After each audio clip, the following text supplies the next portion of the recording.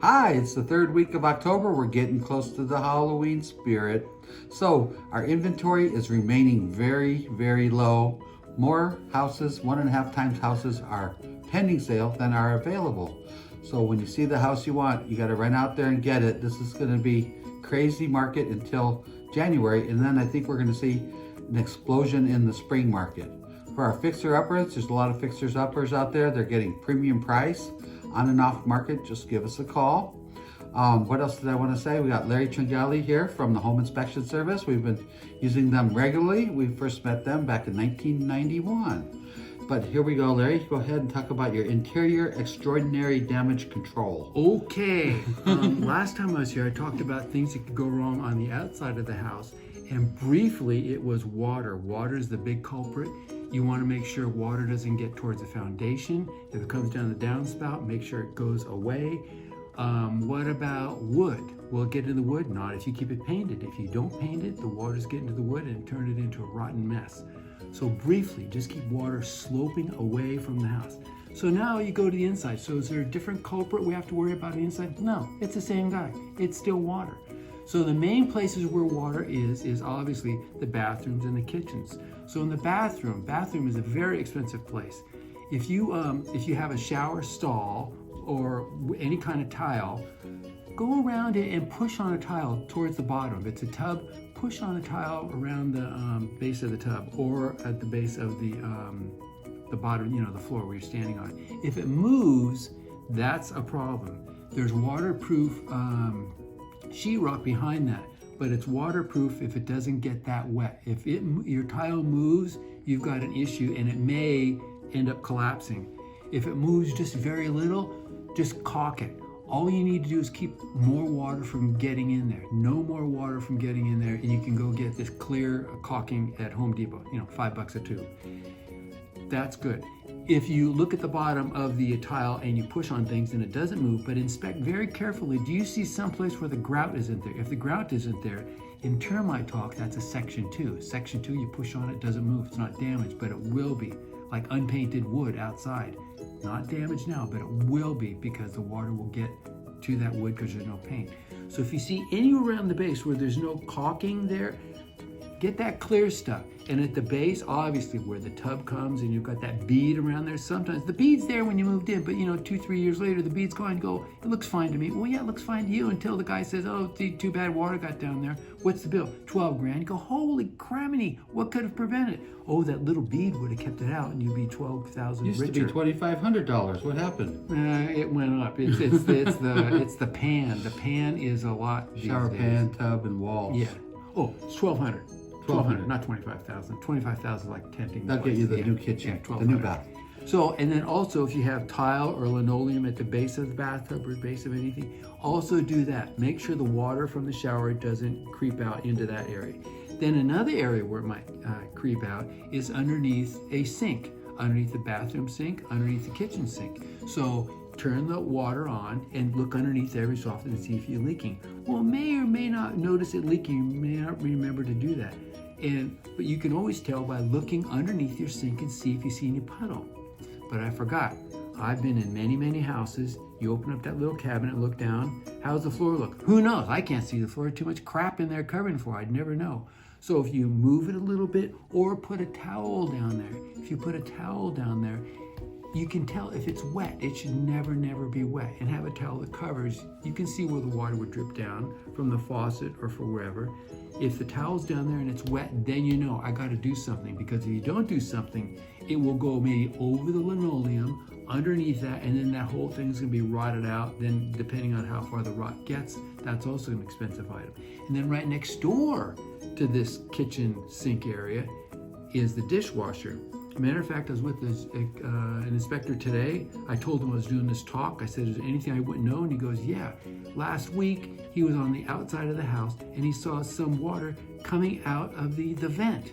I go, how could it be coming out of the vent? He goes, I had no idea. So he just thought, oh, maybe a dog had peed on it or something. So he went away, came back 20 minutes later, water was still coming out of it. So he went to look what was upstairs from that. Up above that was the dishwasher. The dishwasher hose had come loose a little bit. So it went you know, where the floor, that area I told you to look at to make sure it's not leaking. Well, obviously these people never looked. It went up against the wall, down the wall, got to the vent and just was coming out the vent. Good thing it was sloped that way so someone could see it. So that's another area you would look to see the dishwasher. And sometimes when they put the dishwasher in, there's a plate along the bottom of that.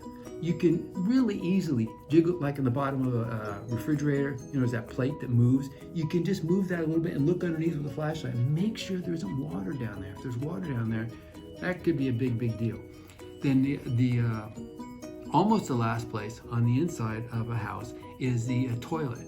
The toilet, in the bottom of the toilet, there's a cast iron or plastic pipe that comes up, and then sitting in that is this funnel, wax funnel with wax around the top. The top of the toilet sits on this wax and seals it tightly.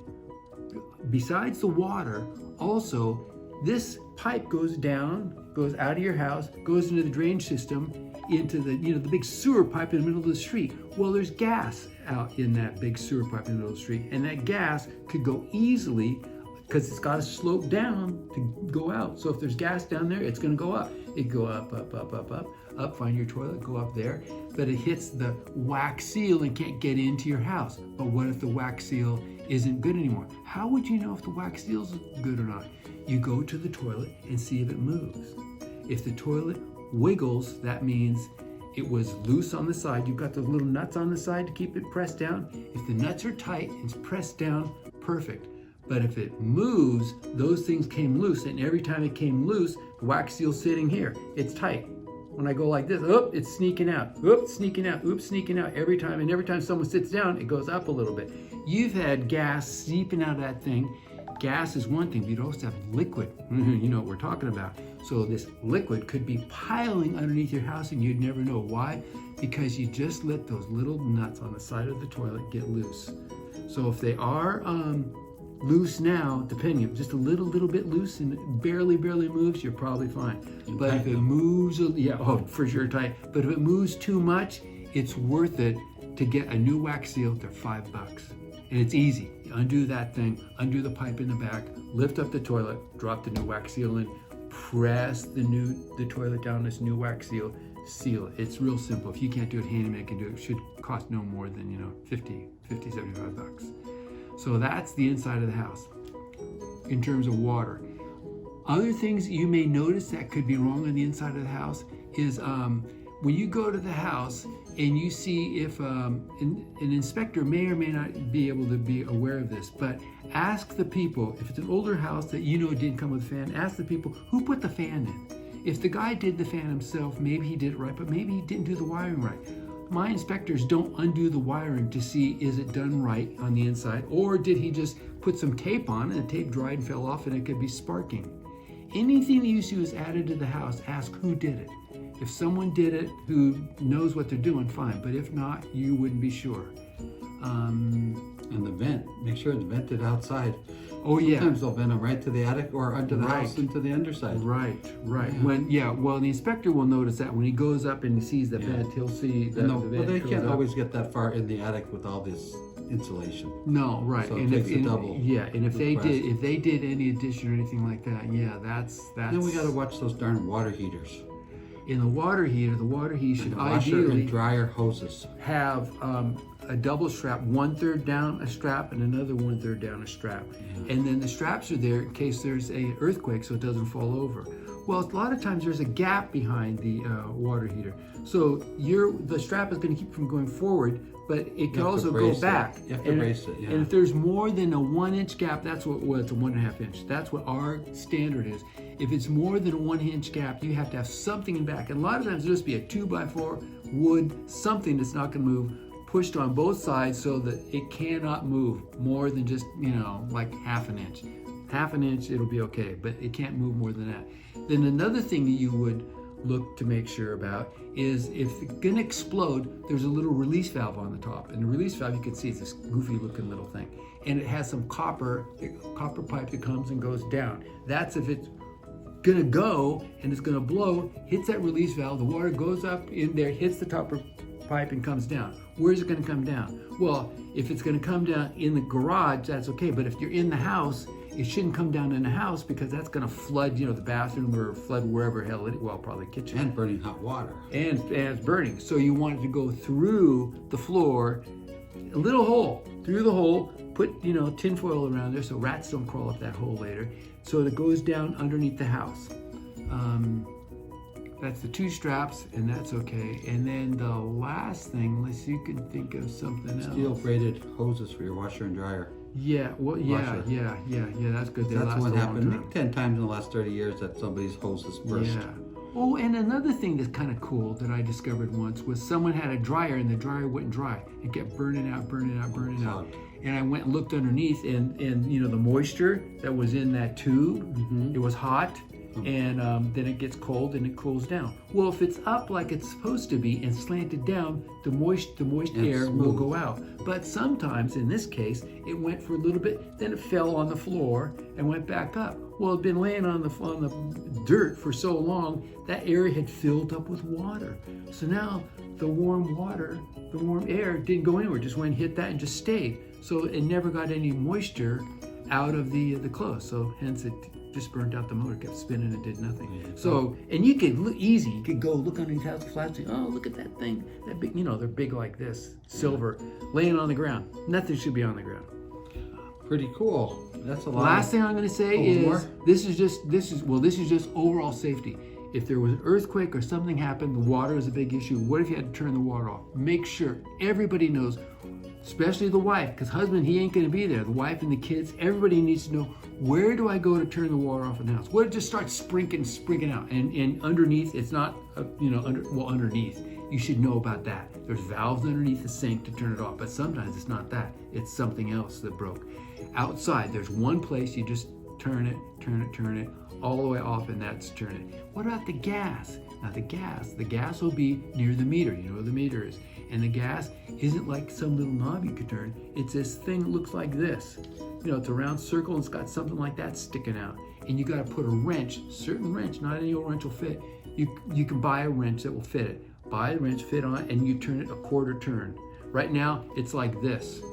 Gas can go in and out. You don't want the gas going out. You just do a quarter turn. Cross the pipe, right across. But if you don't have that wrench, you're not going to have time to go look at it. The house will be blown up with you if you're looking for this stupid wrench. So get a wrench, tie some wire around it, red or yellow, some wire, that plastic looking stuff so it's easy to see, and lash it on right there. And make sure everybody in the family knows this is it. You smell gas or something, go out here and just turn it off. Then call PG. Do whatever you want, but turn it off first. And that, my friends, you do all that stuff, you'll be very good and very safe. The joy of home ownership. The joy of home ownership. And if you have another question, call these guys. They'll know the answer. And if not, I'll just make up an answer for you. Okay? All right. Take care. Thanks for coming. All right. Bye, guys. Bye.